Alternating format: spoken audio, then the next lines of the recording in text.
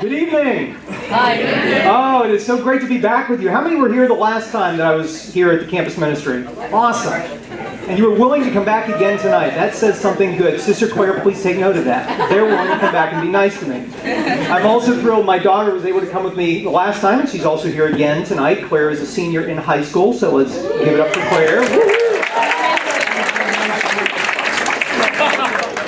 So when Kristen arranged for me to come and give a talk, originally we were trying to set it up for some time before last week's Roe v. Wade Memorial and the March for Life, and that didn't work out, and so this was the date that worked out.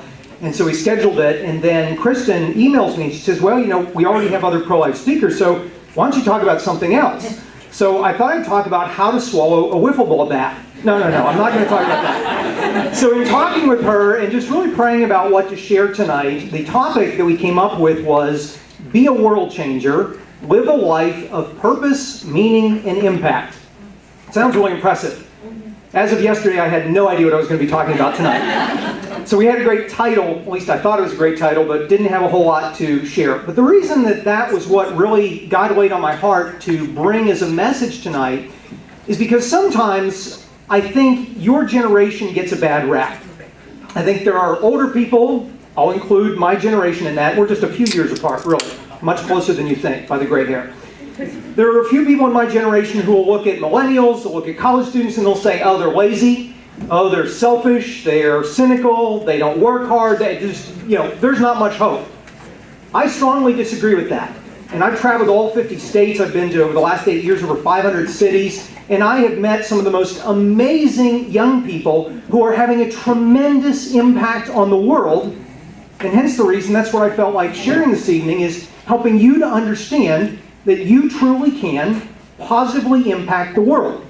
Now that can mean different things for different people.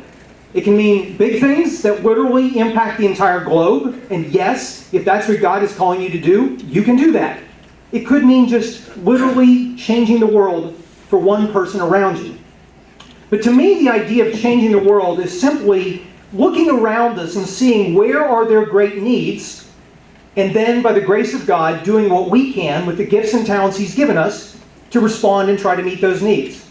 And when we do that, we begin to transform the world, bit by little bit. And when we look at our world right now, if you have not noticed, you don't have to look very far to see some great challenges and some great needs, correct? We see lots of problems that are needing innovative solutions and that are needing people to pour themselves into doing things to meet those problems. And as we know, we need God's help to be able to do that. Something that's really been on my heart a lot, really this last year and a half or so, is I've really been troubled about the direction America is heading. And you may feel the same way, you may not. But I feel like there are some things that are looking pretty bleak on the horizon right now. So in praying through this and trying to grapple with it in my own mind, I started studying history, which was not my strongest or favorite subject in school by any stretch of the imagination. But I think we can learn from history so we don't repeat the same mistakes of the past. And what I began to study was civilizations and great countries of the past that eventually failed. They were once great, they were once prominent, and today they are simply memories in the pages of history. And historians have looked at those great civilizations that failed, and they've identified various factors that they felt directly led to the demise of those civilizations. Now, different historians have come up with different lists and different factors that they weigh. But I studied a whole bunch of these different analyses by these brilliant people. And they all had lists usually of 7 to 10 different factors that they said were the indicators of a civilization on its way to destruction. And the hope that they had in sharing these lists was that cultures today could identify if, oh, we've got a few of these factors, we need to do what we can to address this before it's too late, and our civilization goes the way of these past civilizations in history. So I looked and pulled all those lists together, and collectively there were about 14 main themes. And I'm not going to go through these in any great depth, but listen and see if these sound at all familiar to you. An increase in lawlessness. A decrease in economic discipline, both of the people and of the governments in charge. An increase in bureaucracy. A decrease in educational formation. A weakening of cultural foundations. a loss of respect for the traditions and values that formed that civilization, increased materialism and selfishness, a government that lives off of moral decay, a population that fails to see or fails to care about the problems going on around them. Now, those are some of the ones that fell into a few different categories, but every one of the studies that I came across all said that those are important factors, but there's 4 big ones. And these are the ones that are essentially the proverbial nails in the coffin of a civilization. And if these factors are not met and turned around, they ultimately will lead to the demise of any great civilization. And all 4 of them are moral factors. And here they are. Number 1, a decrease in religious beliefs and practices. Number 2, increased immorality as evidenced by lust, sexual chaos, lewd entertainment. Number 3, the breakdown of the traditional family. And number 4, the devaluing of human life. All of these historians said these are the greatest challenges for any civilization that, if not met, will lead to its destruction. How many of those factors are prevalent in our country today, around us? All of them. And keep in mind, not every great civilization or country in the past that failed had every one of those factors at play. There were countries that failed with only 4 or 5 of those factors. And yet here we are with every single one of those factors at play around us today. Now you add into that all the anxiety that you have of, oh, I've got a final coming up soon. Or, oh, I've got to get to my job. Or I've got to get a job when I graduate. Or what's the world going to look like when I'm out there trying to make my mark in the world? When you look at all of these things, you realize it is a very turbulent time. There is anxiety. There is tension. There is frustration. But those are the times that call for world changers. Because if my definition of a world changer is what we'll use for tonight, finding a need in the world around us, and then by the grace of God responding to meet that need, guess what? There's no shortage of opportunity for you, for me, to be world changers in the culture today. And when we think out through history and we look back through some of the darkest times our world has faced, some of the biggest challenges, that is where there has been an opportunity for light to pierce through, for there to be a person or group of persons who literally have met that challenge and they forever transformed the world. Think back to the summer of 1776 in Philadelphia. Think about the group of men gathered in the sweltering heat in Independence Hall. They were gathered together because they had lived under a British rule that they felt was unjust. And they decided to declare independence for this new nation we live in. And because they signed their names on that Declaration of Independence, those men knew, I am literally putting my reputation, my fortune, my relationships, my family, I'm putting my very life on the line here for something that is bigger than myself.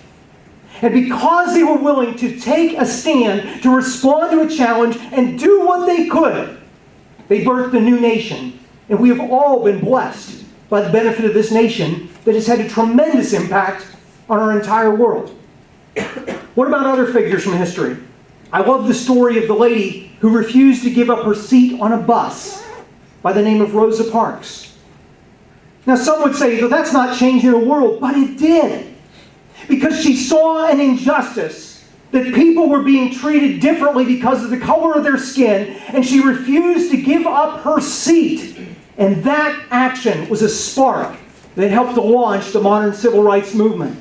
And right at that time, when she refused to give up the seat, and she was then confronted for that and arrested, that was when a new preacher had just moved to town, Dr. Martin Luther King Jr. And because of that spark of one woman seeing an injustice and responding to it, that launched a movement that forever changed the world. We can think of all kinds of other historical figures. I was just in England earlier this year, and we were driving around through the heart of London. And I was remembering the last time I was in London, where I went down in the bunkers where Winston Churchill planned out the war in the midst of the bombings of London. Here was a man who was an alcoholic. He had all kinds of personal problems, but when he was named the Prime Minister of England, it was right at the time when the conflict in Europe was reaching its highest point. And literally, he led that nation from the brink of defeat to victory and helped to marshal the Allied forces to then push back and bring about victory over the Nazis and the Axis powers. His radio addresses, his speeches inspired a nation. He saw a challenge, he responded, and he changed the world. Or what about an Albanian nun who saw, I don't think I can change the world, but I see somebody who's in front of me. And that person is hungry here in Calcutta, India. And now we know her as Blessed Mother Teresa, soon to be canonized as Saint Mother Teresa. Because she met the needs right in front of her. She helped those who were sick, those who were hungry, those who were dying. She showed them the face of Christ. And she has inspired the entire world.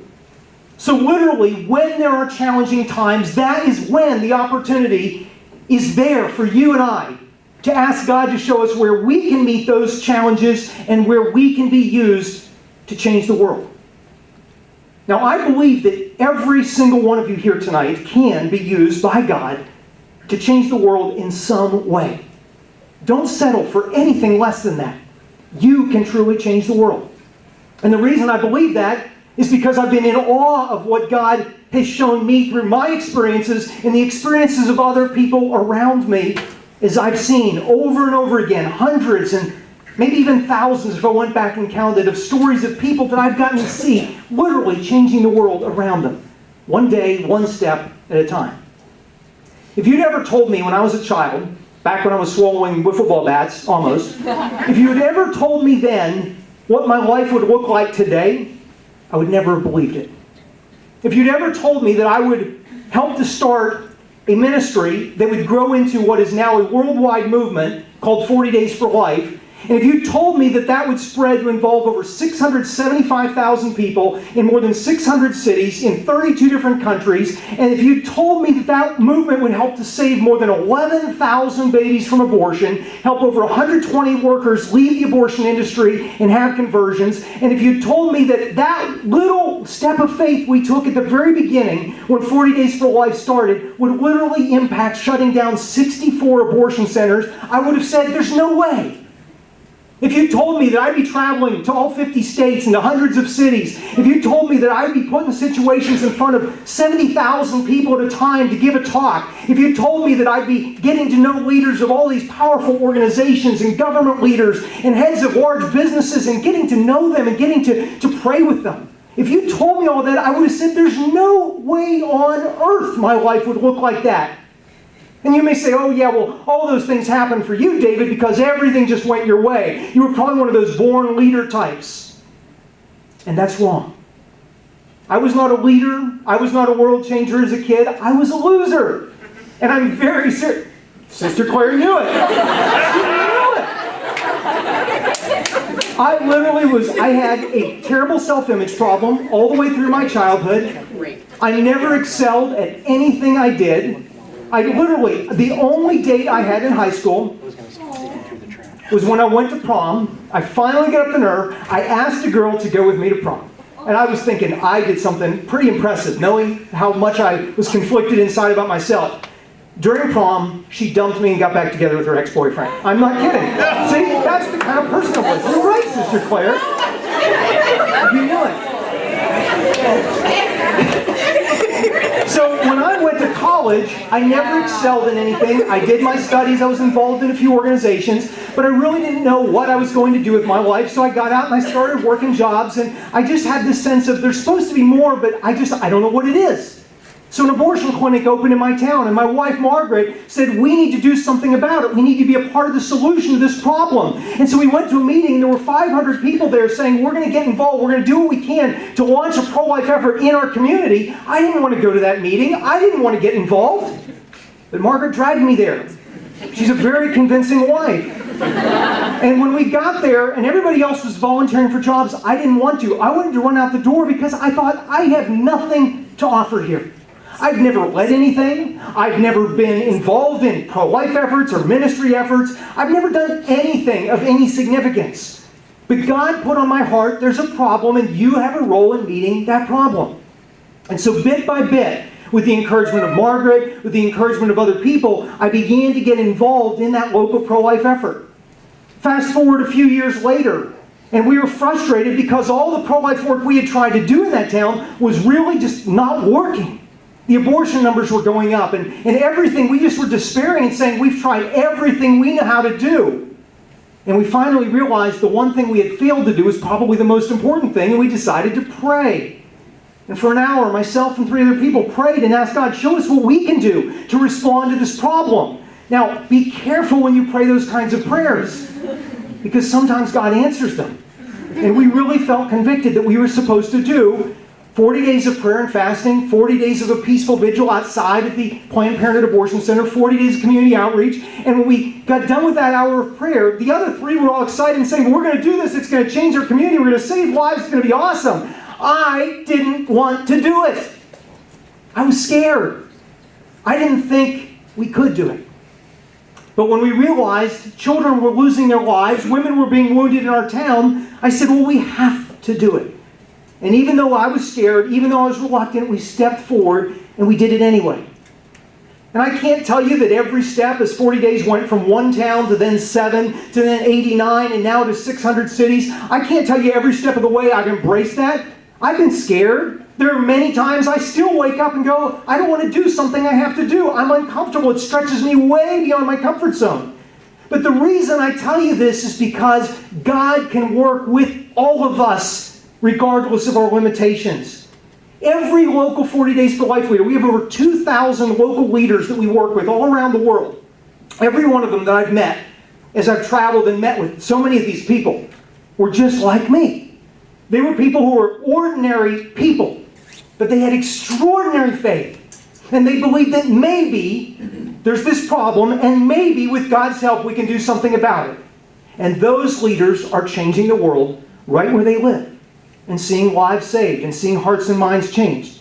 So the reason I tell you this is to say that if you think, I don't have the stuff to be a world changer, David, I want to tell you, join the club, and welcome to the network of people who don't think they can. But when we realize the most important thing, which is who made us and what He made us for, that's when we realize we can, with God's help, make a profound impact on the world around us. So let's talk about what experiences that I've had and lessons that I've seen and learned that I think can help you to literally be a world changer. The first is what I just said. It's to know who you are, and I guess more importantly, to know whose you are. It's where do you find your worth? Where do you find your meaning? Is it on your grades, on your report card at the end of a semester? Is that where you find your self-esteem? Do you find your self-esteem in what other people say about you? Do you find it through titles, or do you find it through the organizations you're involved in? If you do, those are shallow victories that are going to disappoint. Where we have to find our value is realizing that you and I were made by God Almighty. In His image and likeness, we are His children that He loved enough that He sent His own Son to the world to die on a cross for you and for me, so that through His death and resurrection, we could have life, and have that life abundantly.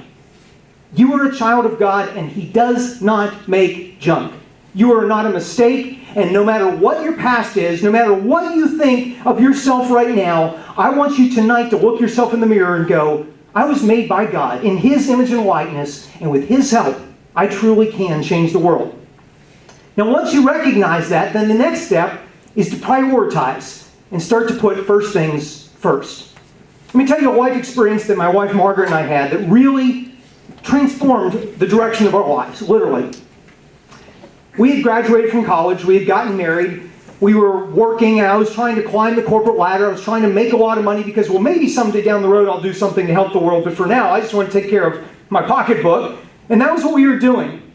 And we got asked by a married couple at our parish in Texas to speak to a group of other married couples, and they asked us to talk about living out your values in your marriage. And Margaret and I were like, okay, sure, yeah, we like giving talks, sure, we'll do that. We got home and we were thinking, why did we just say yes to that? We have no idea what we will say. And it was the night before the talk when we finally got around to planning for it. And we said, we should really have something to say here. And Margaret said, well, how can we give a talk to other couples about living our life by our values when we really don't even know what our own values are? So we said, well, maybe that's a good place to start. So here we were trying to plan a talk, and what we did is we went to a book I had just read that had an exercise. It was a business book. It had nothing to do with relationships, but it had an exercise that I thought might have some bearing on us. And I think it's an exercise that if you do, could really impact you. It was about identifying your values and aligning your life around your values. Now here's what it said to do. It said, get a piece of paper and just brainstorm everything that's important in your life. Everything. The big things, the little things, put it all down, just write it, don't think about it, don't try to edit it, just put it all on a piece of paper. So Mara and I went into our two separate rooms. She went into one room, I went into another, and we just brainstormed everything we could think of, and we came back together. We wouldn't look at each other's paper yet because we wanted to see what's the next step of the exercise. The next thing the exercise said is now you need to prioritize those. So look at that sheet of paper, and if you had every one of those things on that paper taken away from you but for one, what is the most important one that you would not give up? Mark that with a number 1. What's the second most important? Mark that with a number 2. And it said, come up with your top 10. So we went back into our separate rooms, and we came up with our list of our top 10, taking it very seriously. And we came back together, and that was when we shared our list with each other. And the first few were identical. Both of us said the number 1 value in our life was putting our relationship with Jesus Christ first and foremost. The most important thing to us above everything else. The second most important thing we said was our marriage to each other as a husband and wife, living out that sacrament. Number 3, we didn't know it at the time, Margaret was pregnant with Claire, but our eventual children and being parents. And then everything else fell below that. 4, 5, 6, 7. But then we looked at that list and we looked back at the exercise and it said, now, go through those top 10 and put a number 1 by where you spent the most time in the last week. And we put our 1.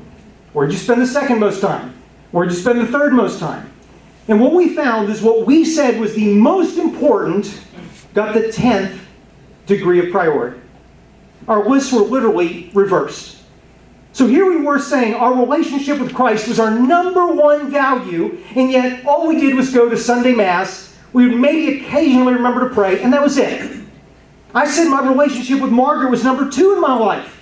And you know what? I was on a sales job. I sold pharmaceuticals. I'd come home at the end of the day. I'd treat her worse than the customers I called on because my customers were my paycheck. And I'd come home and dump on her, the most important person in my life. We realized at that point that we were living completely out of whack with our values. And if you've never done that exercise, I'd encourage you to do that. Make a list of all the things you value. Prioritize them. Then say, where do I spend my time, my energy? Where is my commitment right now? And then begin to work to rearrange that. Here's the way, a visual model for this. How many of you have ever been to like a wedding reception where they have afterwards at the wedding the stack of champagne glasses in a pyramid? How many of you have ever seen that? Maybe even on TV. And so typically, there's one glass up on top, and then a few below that, and then more, and it keeps going down. It's this big glass pyramid. And the person who works at the event center comes out with the first bottle of champagne, right? And they take it and they fill the glass on the top until it overflows. And then the champagne fills up the second tier of glasses. They overflow. And eventually, bottle after bottle, every glass in that pyramid is filled up. It's an amazing thing to see. Now imagine for a moment that the lady with the bottle has had a bad day. And she comes out and she sees that empty pyramid of glasses and she says, you know what? I am so sick of that glass on top. I do not want to start there. I want to start right down here on the bottom on this glass right here. And she pours the champagne in it, fills up, and it spills over. How many glasses are going to be filled up? Just the one. It's going to spill all over the floor. She says, okay, I get it, all right. So she says, instead, I'll start in the middle. And she starts filling, and she'll fill a glass, and it'll spill over, and some of the glasses will be full, correct? But not all of them. There is one glass in that pyramid that is the key to every glass being full. And that's the one on the top. If you don't start with that first glass, you will never have fulfillment in all the other glasses. That's kind of like our lives. And that's kind of like our relationship with God. If we fail to start with God, we will never have as quality relationships with people around us. If we fail to start with God, we will never be as good students or employees. We will never be as good friends. If we fail to start there, we will never have complete fulfillment and richness and joy in our lives. We must start with first things first. So do that exercise and then say, where am I off right now? And start to rearrange your life. As you do that, then the next step, I believe, is discernment. Discernment. There's a story I love about this. There was a young man in 1837 who some friends invited him to go to another town for a revival meeting at a church. And this guy was not religious, but he was bored that night. He said, okay, I'll go along. And he went that night, and the message was being preached by the Reverend Peter Akers, who was known throughout the region as a gifted Bible preacher. And that night, Reverend Akers' message was on the dominion of Jesus Christ. And in his message, he preached, the dominion of Christ cannot come in America until America abolishes her sin of slavery. And he shared in his message that he believed that would only occur through a bitter and divisive civil war, but that America would survive it, would overcome it, would be able to heal from that. And at the end of Reverend Akers' message, he called out to the audience assembled in that little church in Illinois, and he said, who can tell but the man who may lead us through this very strife may be in this very presence tonight. And that young attorney was standing against the wall in the church, a young man named Abraham Lincoln. And that night on the wagon ride home, he was very quiet. And the next morning he went into his law practice, and his partner, who had not been with him the night before, saw Lincoln come in and saw that he hadn't slept through a tired and haggard face. He said, Lincoln, where were you? What happened? And Lincoln told him the story of going to that revival meeting, told him about the message that Reverend Akers preached about the dominion of Christ and the end of slavery, and how Reverend Akers had said, who can tell but the man may be in this very presence. And then he looked at his partner and he said, I cannot shake from myself the conviction that I shall play a role in helping to end this. As a young man, Lincoln looked at the great crisis of his day. God put on his heart that he had a role in solving that, and he spent the rest of his life answering that call. And he forever changed our world. We must seek the role that God has for us for such a time as this. Now, there's different aspects of discernment. There's certainly the discernment of God's call for you. And there are people in this room that God is probably calling tonight to head towards a religious vocation. There are people that God is calling to be married. There are people that God is calling to the single life. But in addition to discerning your vocation in that capacity, I also want you to be discerning, not only just a one-time thing, but for the rest of your life, be seeking what is the unique mission that God has put me here on earth to accomplish. I found a great quote that I love from Mark Twain. The two most important days in your life are the day you were born and the day you find out why. I love that. So for you, I'm just going to give you 3 things to think about in trying to find out what is the unique mission that God has put me here to accomplish. Now, it may change over time and throughout your life, but here are 3 things that I think will help you in your ongoing discernment of that.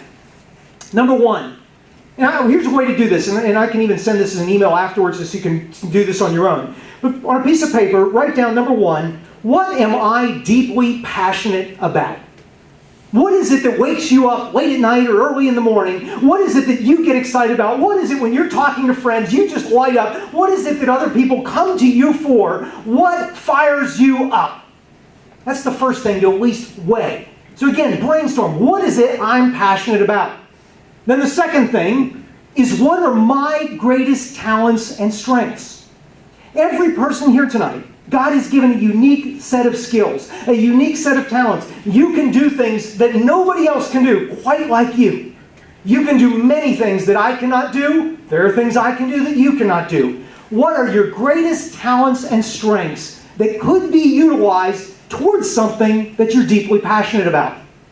So number 1, what am I deeply passionate about? Number 2, what taps into my greatest talents and strengths? And then number 3, going back to the premise of world changing, what can I do that would meet the greatest need I see around me in the world now?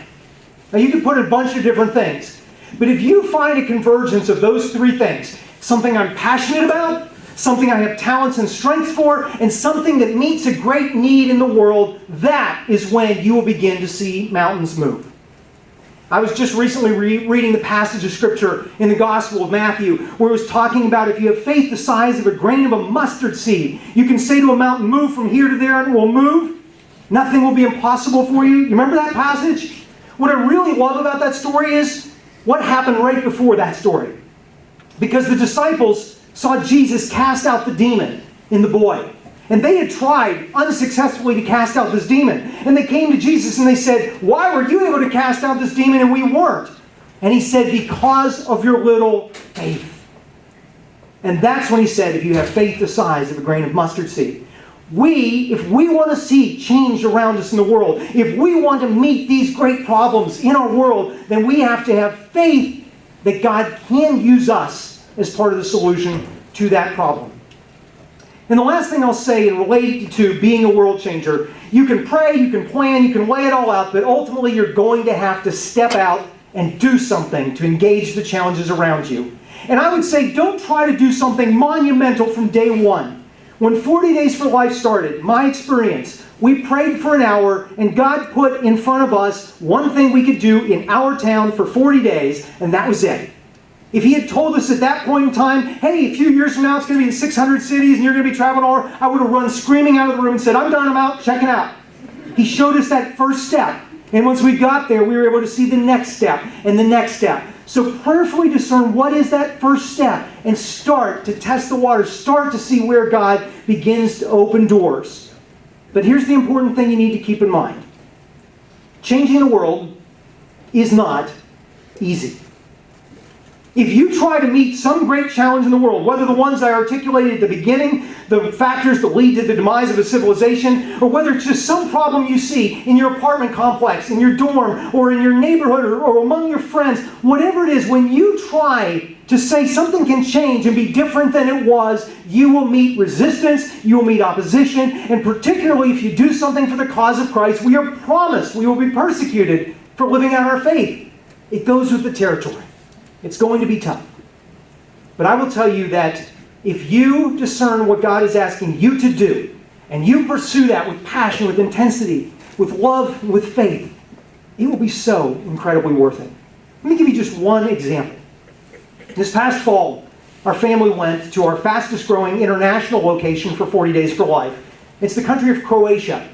And Croatia is a small country right on the Adriatic Sea. And it's one of the countries that was born in the early 90s out of the breakup of the former Yugoslavia. So for 40 years, this country of Croatia was under godless atheistic communism. And it suffered greatly. The people there couldn't even express their faith, couldn't practice their faith. It's an overwhelmingly Catholic country today. But when we arrived there, they have 40 Days for Life going in 20 cities in this little bitty country of Croatia.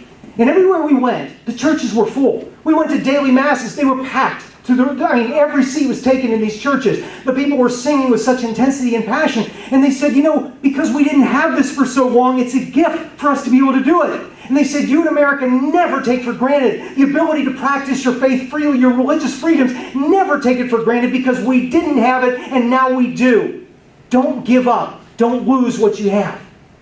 But as we traveled around the country, we saw hundreds of people involved in the 40 Days for Life campaigns. And they were telling us everywhere we went, this is really helping to bring about renewal and transformation in our cities and across our country. And the place where I really understood how this simple act of stepping forward in faith can change the world was in the city of Vukovar. Vukovar is on the eastern border of Croatia, right across the Danube River from Serbia. And Vukovar was the city that was most brutally devastated during the Balkan conflict in the 1990s. 70% of the buildings were bombed and destroyed. They had thousands of civilians who were killed, including many horrible war crimes. They told us about people being taken out of the hospitals, out into fields and lined up and shot and put into mass graves. Some of our 40 Days for Life participants, one of the ladies who prays outside of the hospital where abortions are performed, she was raped by 4 different enemy combatants during the war. One of the men was captured and held in a concentration camp for months and tortured. The stories were awful. And there was still a darkness you could feel over the city. Many of the buildings are still damaged. But in that city of Vukovar, that was where I got to see how incredibly worth it is to be a part of what God is doing in the world today. We were about to go out to their 40 Days for Life vigil And they said, before we do that, we need to go to a planning meeting. It's going to be at this house. We pulled up at the house, and I was like, this doesn't look like we're going in for a planning meeting. And sure enough, we weren't. They were using that as a ruse to get me to this place. We walked in the house, and there was a woman standing there in a bathrobe. I said, this doesn't look like a planning meeting at all. And through a translator, she introduced herself as Marinella. And she said, Mr. Bereit, I just wanted to thank you, and they set this meeting up so I could thank you in person, for what this pro-life work coming out of the United States has done for me. What it's done for our city of Vukovar. What it's doing for our nation. It's providing hope all across our country. She said it meant the world to me when a number of months back I was pregnant. I was in an abusive relationship, and I was scared to bring a child into this situation. She said I went to the hospital. And I was going to have the abortion, and I was terrified. I didn't want to do it, but I didn't feel I had any other options. And there were some people praying outside. She said, I went up to them and I said, I need a lot of help. And they said, we will help you. She went on to explain through the translator that these people went to bat for her. They came and helped her get medical attention that she needed. They helped her with all her material needs. They helped her get rent so she could move into an apartment and be away from her husband who was having a very abusive streak. They helped her to find counseling and help to begin to work through to try to bring restitution and healing in the marriage. They were there with her throughout her entire pregnancy. And they were there with her the day she gave birth to her baby daughter that she named Petra. And as she told me this story, she was just beaming. There were tears streaming down her face, but she had a smile from ear to ear. And she said, would you like to meet Petra? She was born 8 days ago. And I said, yes, I would love to meet Petra. And a woman in another room came around the corner holding this little beautiful baby. And she laid Petra in my arms. And the mother was smiling, and I was weeping like a baby. As I held that little girl, I thought, what if way back we hadn't had that little grain of faith, the size of a mustard seed, to just say yes to doing this crazy pro-life initiative? What if somebody in that country who didn't even speak English hadn't taken on a campaign that came out of the United States? What if there hadn't been people outside of that hospital that day? And I realized it was because of people changing the world one at a time that little Petra is alive today. It's not about just monumental change that sweeps the globe. The world was changed for that little girl Petra. The world was changed for her mother Marinella. And the world was changed for me by being able to be a little tiny part of what God was doing in that experience. So yes, being a world changer is tough, but it's worth it. I mentioned that 40 Days for Life started with a simple hour of prayer. 4 people saying, God, show us how we can respond to this crisis. Well, tonight we've been together for just about an hour, counting dinner. And maybe this is an hour that God wants to use to begin a journey for you. A journey that will change the world for you, for people around you, for maybe your city, maybe the state where you will live upon graduation, maybe the entire nation, or perhaps even our entire world will be changed because you are open to God's call. Because you recognize who you are and whose you are. Because you're willing to put first things first in your life. Because you're open to discerning God's calling and your unique mission and purpose. You're willing to stand up and do what is right one step at a time. And you recognize that it will be tough as we head down this road. But it will be incredibly, incredibly worth it. The journey of 1,000 miles truly does start with one single step. And I'll end with this quote from Steve Jobs, the late co-founder and former CEO of Apple. He said, the ones who are crazy enough to think they can change the world are the ones that do. So you truly can change the world. And as you do that, other lives will be impacted, and your life truly will be filled with meaning, with purpose, and with impact. God bless you.